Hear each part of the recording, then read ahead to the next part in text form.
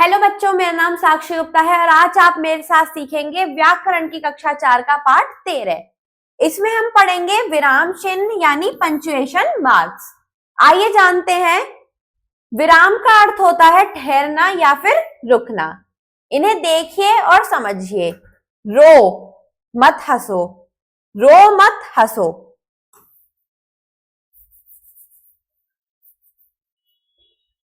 यहां पहले वाक्य में कहा गया है कि रो मत हंसो, दूसरे वाक्य में कहा गया है कि रो मत हंसो। दोनों वाक्यों के अर्थों में बहुत अंतर है।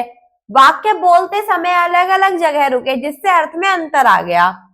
बोलते पढ़ते या लिखते समय विचारों को स्पष्ट करने के लिए बीच बीच में रुकते हैं। उन्हें लिखते हुए किसी विशेष चिन्ह के द्वारा दिखाया जाता है जिन्हें विराम चिन्ह कहते हैं। लिखते समय अपनी बात को सही सही समझाने के लिए हम जिन चिन्हों का विराम रूप में प्रयोग करते हैं उन्हें विराम चिन्ह कहते हैं। आइए जानते हैं विराम चिन्ह के प्रकार। हिंदी में प्रमुख विराम चिन्ह कौन कौन से हैं? पहला है पूर्ण विराम, दूसरा है अल्प विराम, तीसरा है अर्ध विराम, चौथा है प्रश्नवाचक चिन्ह, उद्धरण चिन्ह और विस्मयादि बोधक। पूर्ण विराम क्या होता है? वाक्य पूरा होने पर पूर्ण विराम लगाया जाता है। जैसे घोड़ा दौड़ रहा है, मैं कक्षा 4 में पढ़ता हूं।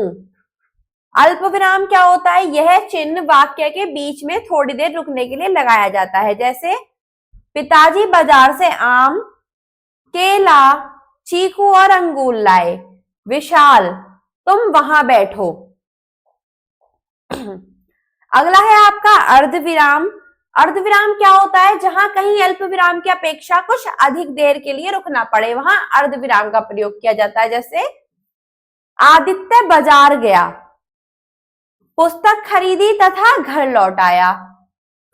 प्रश्नवाचक चिन्ह प्रश्न पूछने या लिखने के लिए लिखते समय वाक्य के अंत में प्रश्नवाचक चिन्ह का प्रयोग किया जाता है। जैसे तुम क्या कर रहे हो, आप कब वापस आओगे।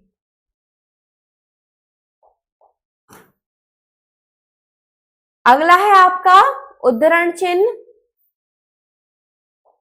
इस विराम चिन्ह का प्रयोग दो दशाओं में होता है। जैसे किसी के कथन को ज्यों का त्यों देने के लिए। जैसे नेताजी ने कहा तुम मुझे खून दो मैं तुम्हें आजादी दूंगा। अगला है किसी पुस्तक, समाचार पत्र, कहानी आदि के नाम को इकहरे उद्धरण चिन्हों में लिखते हैं। जैसे रामायण पवित्र धार्मिक ग्रंथ है। अगला है आपका विस्मयादि बोधक चिन्ह। हर्ष, खुशी, दुख, आश्चर्य और घृणा आदि के भाव को प्रकट करने वाले वाक्यों में विस्मयादि बोधक चिन्ह का प्रयोग किया जाता है। जैसे अरे तुम कब आए, शाबाश तुमने बहुत अच्छा गाया, वाह कितना सुंदर दृश्य है, बाप रे इतना बड़ा सांप। हमने सीखा। हमने क्या सीखा? कि लिखते समय थोड़ा या अधिक रुकने के लिए जिन चिन्हों का प्रयोग किया जाता है उन्हें विराम चिन्ह कहते हैं। अर्थ को ठीक ठीक समझने के लिए जो चिन्ह लगाए जाते हैं उन्हें विराम चिन्ह कहते हैं। प्रमुख विराम चिन्ह है पूर्ण विराम, अल्प विराम, अर्ध विराम, प्रश्न चिन्ह, उद्धरण चिन्ह और विस्मयादि बोधक चिन्ह। विराम चिन्हों के प्रयोग से भाषा स्पष्ट हो जाती है और सरलता से समझ में आती है। आओ अभ्यास करें। लिखित प्रश्न, सही विकल्प पर निशान लगाइए। वाक्य पूरा होने पर कौन सा चिन्ह लगाया जाता है? वाक्य पूरा होने पर पूर्ण विराम लगाया जाता है। आगे है आपका ख। हर्ष, शोक, आश्चर्य आदि भावों को किस विराम चिन्ह द्वारा व्यक्त किया जाता है? विस्मयादि बोधक चिन्ह द्वारा। वाक्य के बीच में कुछ क्षण रुकने के लिए किस चिन्ह का प्रयोग होता है? अल्प विराम। प्रस्तुत चिन्ह किस नाम से जाना जाता है?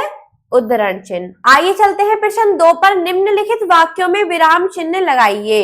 महात्मा गांधी ने कहा गाय करुणा की मूर्ति है। तो महात्मा गांधी ने कहा गाय करुणा की मूर्ति है। आइए चलते हैं आगे।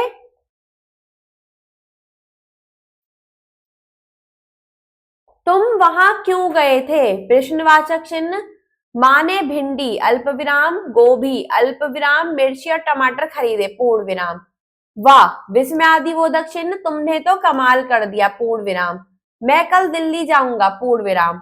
निम्नलिखित, आइए चलते हैं प्रश्न 3 पर। निम्नलिखित चिन्हों के नाम लिखिए। कौन सा चिन्ह है ये? आपको पाठ में से बताया गया था, प्रश्नवाचक चिन्ह। कौन सा? प्रश्नवाचक चिन्ह। हम यहाँ क्या लिख देंगे? प्रश्नवाचक चिन्ह।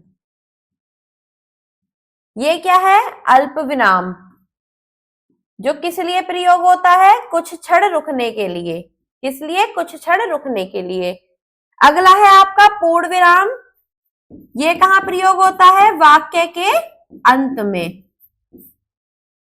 उद्धरण चिन्ह, ये 2 दशाओं में प्रयोग होता है, एक वाक्य को जो का त्यों देने के लिए, और दूसरा किसी पुस्तक या समाचार पत्र के नाम को इकहरे उद्धरण चिन्ह में लिखा जाता है। विस्मयादिबोधक, हर्ष, खुशी, घृणा के भाव को व्यक्त करने के लिए इसका प्रयोग होता है। यह है अर्धविराम, वाक्य के बीच में थोड़ा ज्यादा देर रुकने के लिए इसका प्रयोग होता है। आइए चलते हैं आगे, अब करने की बारी। हर्ष शोक का भाव नीचे दिए गए चित्र में दर्शाया गया है, इसमें रंग भरकर सजाइए। आप इसमें अपने अनुसार प्यारे प्यारे रंग अपनी अभ्यास पुस्तिका में भर लेंगे। धन्यवाद।